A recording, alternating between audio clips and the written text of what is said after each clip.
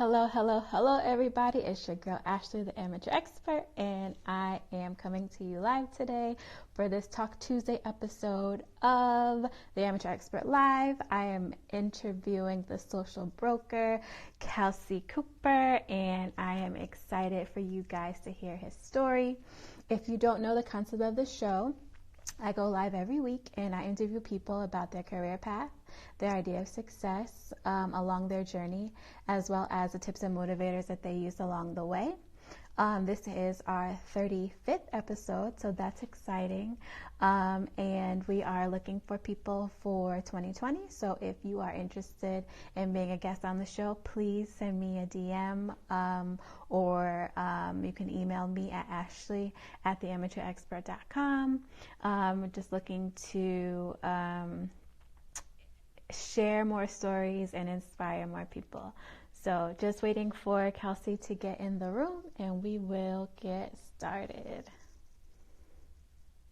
Hey Steven, how are you? We'll have to get you on the show again next year as well. Hey Jerry, welcome.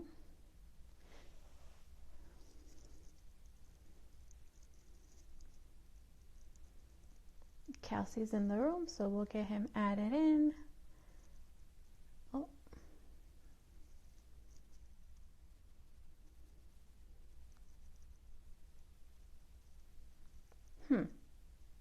Brandon, sorry in advance. You are going to have to edit this out for me. All right. He's in. Perfect.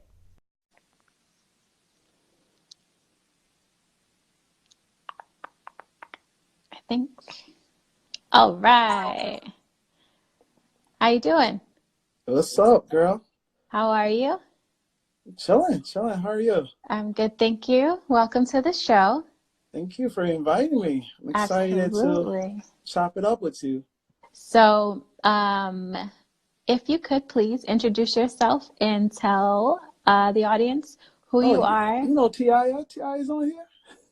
I think she got a notification that you were on. Oh, okay. Oh yeah, I got some peoples on here. Okay.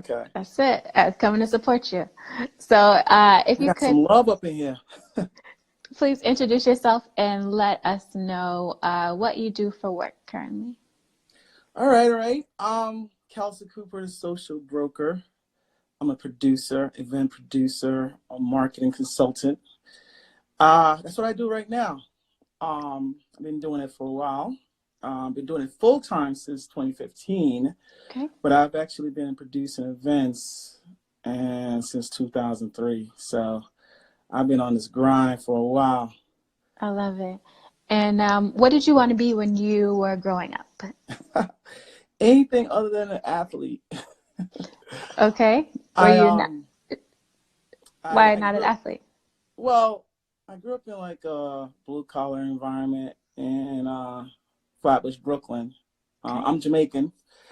From Jamaica, came here when I was 9 years old, and it was just a lot of hardworking people, striving to like put food on their table. Right. And we weren't exposed to anything other than athletes, sports, athletes, movie stars. Right. The local drugs dealer, celebrity. Right. All that stuff. So I like to go against the grain. So if everyone is going left, I like to go right. So I was like, why not be anything other than an athlete? So was my aspiration. That's pretty much, what my mentality back then was. I like it. Okay, and so what was your idea of success at that time? Working in an office in a suit and tie. It's kind of general and vague, but no, that's real. Yeah, I like I said, I didn't see a lot of suit and tie people around me, and I always, I used to be in high school. I used to be a messenger, in Manhattan. Okay. After school, so I used to deliver packages, to these offices, and not having a lot of access to these offices. I was like, wow, it would be dope to like work here, you know, Absolutely. and as executive. So that was generally the vision I had in terms of, what I wanted to do when I grew up. Right. So how did you transition, or what was the transition, or what was the journey from that dream to what you're doing now? Okay. Since I'm gonna give you like the short, long version. No problem. I'll take whatever you're willing to say. I went to a vocational high school, majored in advertising. Um, it was a vocational high school. Wasn't the best high school in terms of like attending. It was one of the worst high school. They had like the biggest gang in New York Wow. Okay. there. Um, was focusing on just, going to school, not getting my ass beat Right. That's fair. or getting caught up, Right. in, in all the drama that was going on. So that was like my main focus, just making sure I go to school every day without, getting beat up or getting caught up. Didn't, like I said, my family's blue collar. My father was in construction. My mother was a nurse's aide. Okay.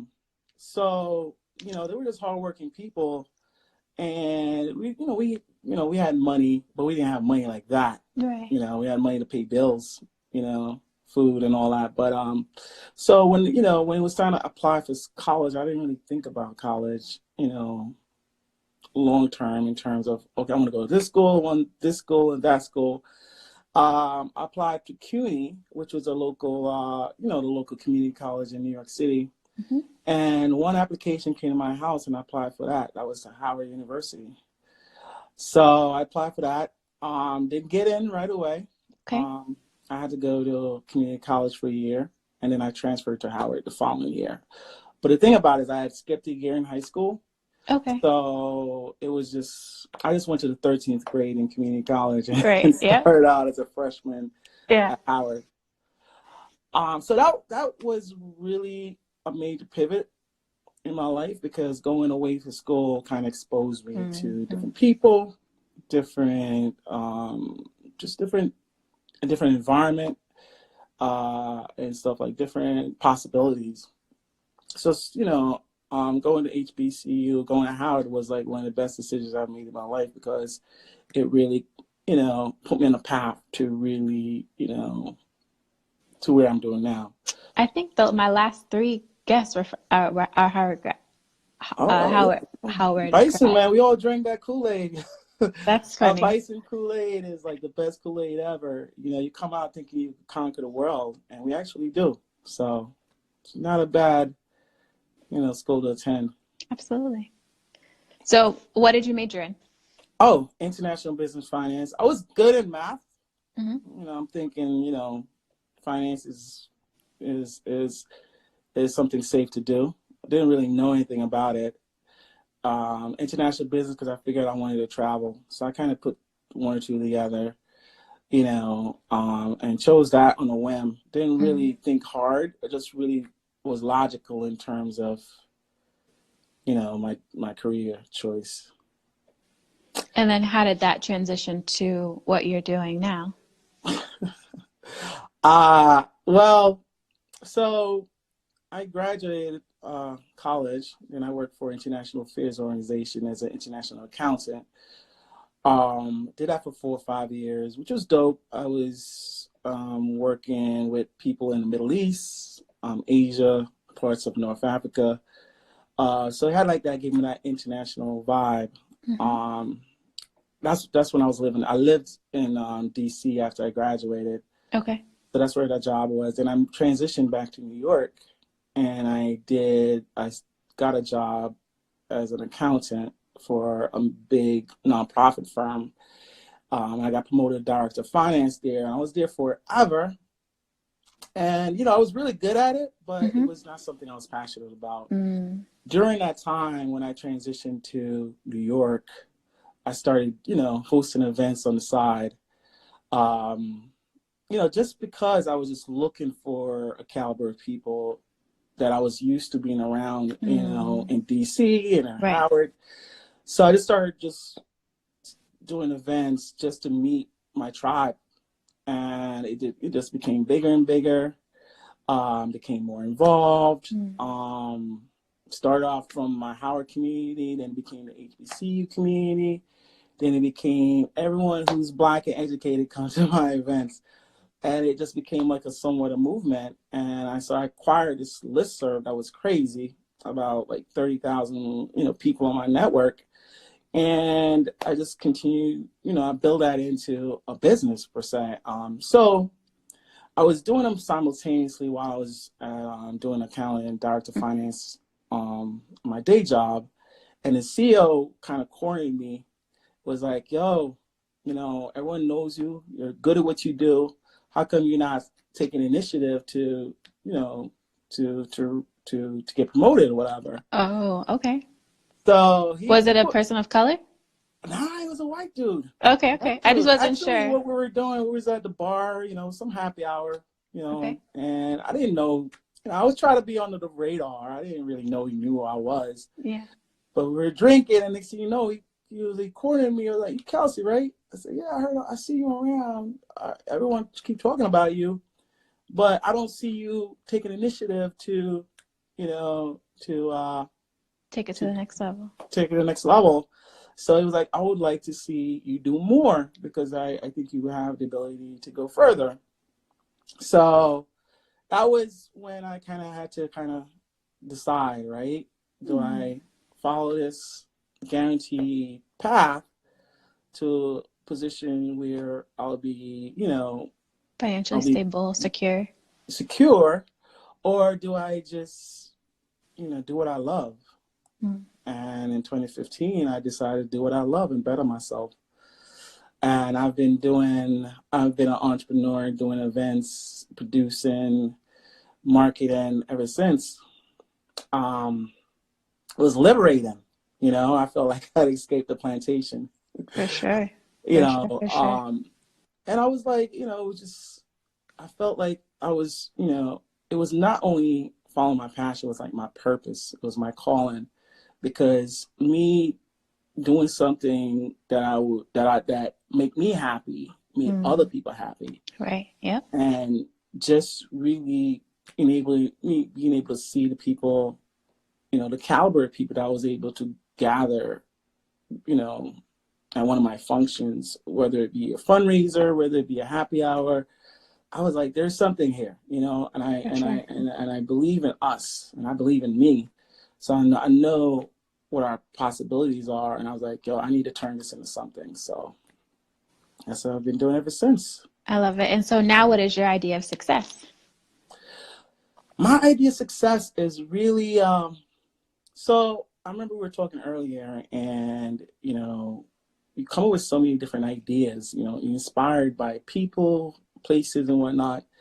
My idea of success is really taking this one path that I'm on and taking it as far as it could possibly go, and so forth, which mean connecting with as many people as possible, helping people to find their true path in terms of who they are, what their purpose is, and for them to not be afraid to chase your dreams. So for me to create a platform where I could reach as many people to follow your hearts and chase your dreams, yes, it will be scary, but it'll be so worth it. So that's like my idea of success right now. That's awesome. What is something that you learned recently, or that you are still in sort of the process of learning, that you wish you had learned sooner in your career? Man, just not be afraid to ask for help. And no man is an island. You cannot do anything by yourself. And you also got to be able to sell yourself, sell your ideas, because especially if you're creative and you have big ideas, you got to be able to convince other people to buy in, because like I said, no man is an island, and you're going to always need, support in some way, whether it's financial, whether it's just people just coming to support, Right. whether someone, co-signing you, you're always going to need people. So you got to be able to like really sell yourself to the fullest and not be afraid to ask for help. That's something I didn't do. I try to figure out everything on my own. Right. And, you don't have to do it that way. That's good. That's really good. And so what are some tips and motivators that you did use along your journey? Well, everyone has their own journey, everyone has to follow their own path, and you can't really focus on what other people's doing. You just gotta believe in yourself. My term is trust God, trust yourself, and trust your journey. Everything happened for a reason. And I look back in the decisions I made, and sometimes I question it in terms of what the hell did I do? But I look at where I am right now, and I'm like, you know what? If I didn't do those things, I wouldn't be where I am right now in terms of, I just had a daughter. Congratulations. She's like 1 year old, not just had a daughter. But it's just created, I just had big, roundabout ideas in terms of where I wanted to be in my head. And, I just went about doing it. And you have to just really trust your journey, trust God, because there's going to be times when you're not going to have the answer and you don't know what's going on. You just got to like trust and believe that, you're doing what you're doing for a reason and a purpose, and keep going. That's dope. So I'm going to ask you a question that was not on the original sheet. And this is for sort of because I want to know for myself. So you come from a business background, finance, and finance. Now you're an entrepreneur and, in the creative space. Do you feel like you are more successful or, ahead of the game because you have that business background? You know what? I definitely do. One of the things I realized, you cannot, if you're an entrepreneur, you're doing everything. I mean, you are the creative, you're the business manager, you're the accountant, you're the lawyer. So having that diverse business background, you cannot ignore it. You can't just say, I'm just going to be a creative. You really got it. It boils down to business, period. Black and white. The numbers got to add up. The idea you have to make sense financially. Right. So you got to be able to like really look at it from a business perspective and say, how is this going to work? How is this going to be worth the effort I'm going to put into it? Is bottom line, numbers. It's a numbers game, So you having the business background, it gives you an advantage because you don't have to outsource. You know what? To do that for you. I mean, a lot of people think that, they're going to outsource everything. I'm just going to do what I do best. I'm going to outsource everything. Whether I'm going to find volunteers or interns. It doesn't work that way. You could find people, but that doesn't necessarily mean they're going to do the job that you need them to do. Or, no one is not going to work on your vision as hard as you do. And so when you find these people, they're doing it for free, and you want them to do more, but you can't pay them, or you don't know how to direct them because you don't have how to do it. Right. You're going to be frustrated. So, do as much as you possibly can on your own. It's a lot of work, but, like I said, no one's going to work as hard on your vision and in your dream as you. No matter, I don't care how much you pay a person. Yeah, no, that's so true. Everyone is out for themselves for the most part, and everyone got to look out for themselves, for their dreams and their goals. So they're focusing on that. Right. Yes, you will find people. And that's why selling yourself is so important, because you got to get other people to buy into your vision, and also get them to understand how it's worth their while to sacrifice for you. but it's going to be hard to do that. Everyone have their goals and their dreams, and it has to make sense for them as well. Right. So until you get to that point where you can do that, you got to be able to do everything yourself. Yeah. Actually, because I've actually am therapy today. You do therapy? Yes, I am in That's therapy. what's up. But my therapist was suggesting that I go back to school for MBA. She was like, you have all these ambitious ideas. She was like, but without knowing how to run a business. So that was a question that I was asking for that reason. You know what? Having an MBA is really good. But you also got to think about, the cost of that MBA. A lot of people go to, business school, rack up a ton of money, loans or whatever to want to be an entrepreneur. But guess what? You have the student loan that you got to pay off when you're done. Right. So you gotta get a job in order to pay it, right? So you gotta weigh the pros or the cons. I would recommend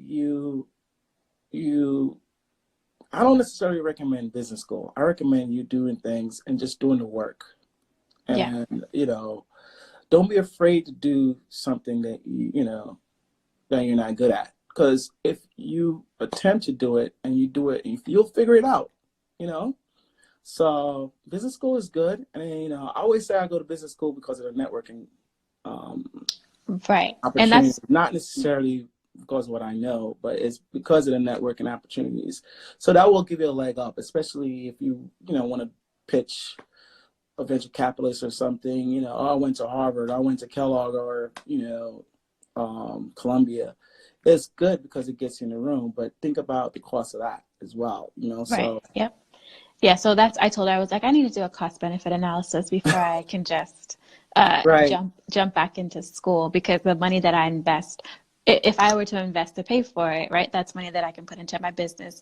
Or if I'm taking out loans to go to school, that's money that I have to pay back that would be taking away from my business. Right. I was like, so I'll figure it out. But just because I had you here and you have sort of transitioned from one to another, I figured I'd ask you. So thank you for answering I'm not knocking business school. There is, like I said, the networking capability is great. It depends on what business school you go to. For sure. So that has to be considered as well. But I don't think you necessarily have to go. Whatever you do, though, just make sure you take a full advantage of all opportunity that path provides and whatnot. So, for sure, that's good advice. And so we are coming to the end of the interview, and that's it. I think that was it, right? Did I cover? I was just gonna chop it up. I did. I think I covered also, but okay. So let's talk a little bit more about the social broker. That is who your trademark. That's who you are. So tell us a little bit about that. Well, something came. Okay, so I was telling you earlier that I'm more of like an introvert. Believe it or not. I'm still trying to find out if I believe it or not, but go ahead. Yeah, this is just years of just doing what I do. I'm an introvert. I'm really a homebody. And I was doing a fundraiser. I forgot what fundraiser I was doing. And I just said Calcie Cooper, the social broker. And people were like, oh my God, that's a dope moniker. You should go with that. So I started doing my events under the social broker. And so with that, it's like a role that I play, right? Calcie, I'm like a homebody, or I used to be a homebody. I used to be, introvert, but social broker speak for itself. I'm the man about town. Right. I know everyone knows me. So it's basically enabled me to, basically play a role that I'm normally not good at. But I think I became so good at it, so I could just be Calcie Cooper now. Put the social broker to the side. So I'm just Calcie Cooper, the social broker, as opposed to the social broker. That makes sense? I like it. I see you've made a transition, which is good. It's sort of like the Beyonce Sasha Fierce, like putting on You get Beyonce money though. Listen, I think we're all looking for that. We get Sasha Fierce though. But I mean, listen, that's dope because you could tell Beyonce is not necessary. She seemed like a homebody as well. Right. But when she gets on that stage, she's killing it. So that's pretty much in a way what I do when I'm in the streets. When I'm not at home. At home, I just want to be by myself with my fam. But when I'm out in the streets, I'm like, yo, what's good? Just being the life of the party, being a connector. Just create an environment where everyone have a good time. And connect with each other. Yeah, that's really good. And so, yeah, I don't think I have any other questions. Do you have anything else you want to talk about before I go to the last question? No. Well, just thank you for having me. Thank you for being on the show. I appreciate it. No worries. And so the last question, I am the amateur expert, Okay. and I consider myself to know a little bit about a lot. So if you could please share a random tidbit of information or a fun fact with me, please, so that I can say Calcie taught me. Oh my God.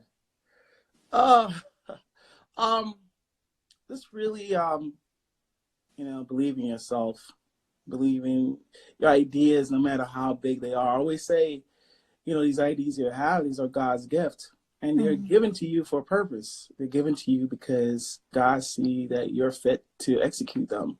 So don't second guess, what they are, although, it's usually not what anybody else is doing. Right. And it's only going to be, being a leader is a lonely place. And, just having an idea that you really go after it can be lonely because you're going to make a lot of sacrifices for it. Just believe, trust and believe in them. Because like I said, they're God's gift and, he see you fit to have them. So that's good. That helps. That's something. That's good. I appreciate that. Thank you so much. Don't get me start preaching up in here.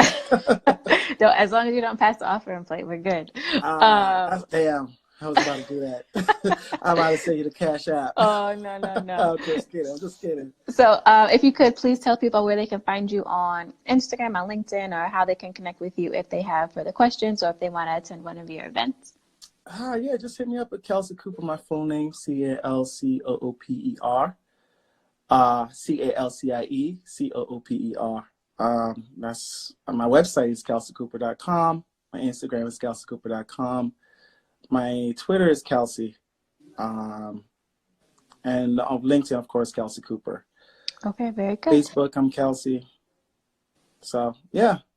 All right, I'll have all that information in the show notes on YouTube later on tonight or tomorrow. And thank you again. This was really good. I appreciate you being on the show. Thank you. I was glad to be on here. Good luck in your amazing show. I think it's a dope idea. Keep doing it. Thank you. And I'm sure you'll be very successful. Like I said, these are ideas that God gave you. So I appreciate that. Dive in and go hard. That's it. All right. So thank you again and have a good night.